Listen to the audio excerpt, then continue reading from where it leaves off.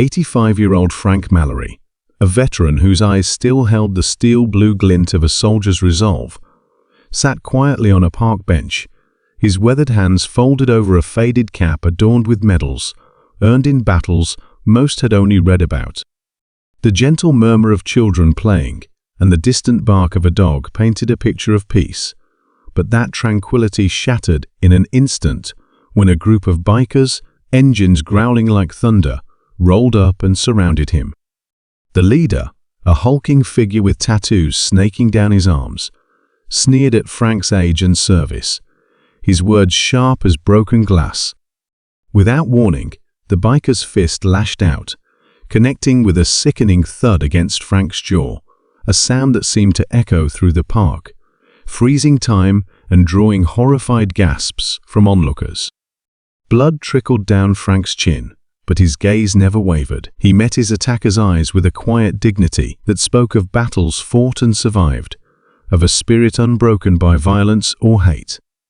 As the bikers jeered and the crowd hesitated, torn between fear and outrage, a trembling hand dialed a number, a call that would set in motion a chain of events no one could have foreseen.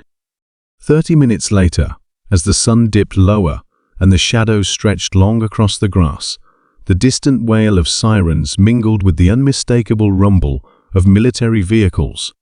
Out of the haze emerged Frank's son, Captain David Mallory, flanked by a team of fellow veterans, men and women who had served together in the crucible of war and now stood united in defense of one of their own. Their uniforms bore the insignia of sacrifice and service, but it was the fire in their eyes, the fierce, protective love of family and brotherhood that electrified the air. The bikers, suddenly dwarfed by the presence of this impromptu strike team, faltered, their bravado crumbling beneath the weight of collective resolve. But what happened next defied every expectation. Instead of meeting violence with violence, Captain Mallory stepped forward, his voice steady and resonant, echoing with the authority of a leader and the tenderness of a son. He spoke not of revenge, but of honor, reminding the crowd, the bikers, and his own team that true strength lies not in fists, but in the courage to forgive and the wisdom to protect.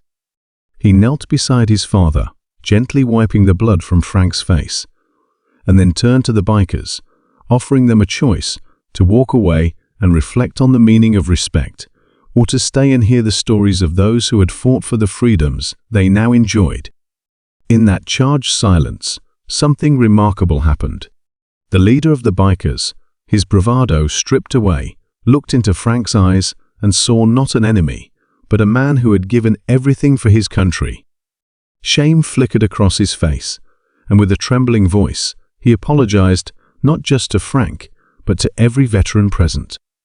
The crowd, once paralyzed by fear, erupted in applause, their cheers ringing out like a promise that kindness and courage would always triumph over cruelty.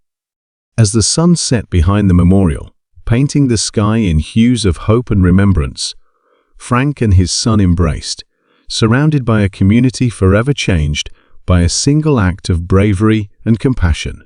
This was not just a story of confrontation, but of redemption, a testament to the power of unity, the healing force of forgiveness, and the enduring legacy of those who serve.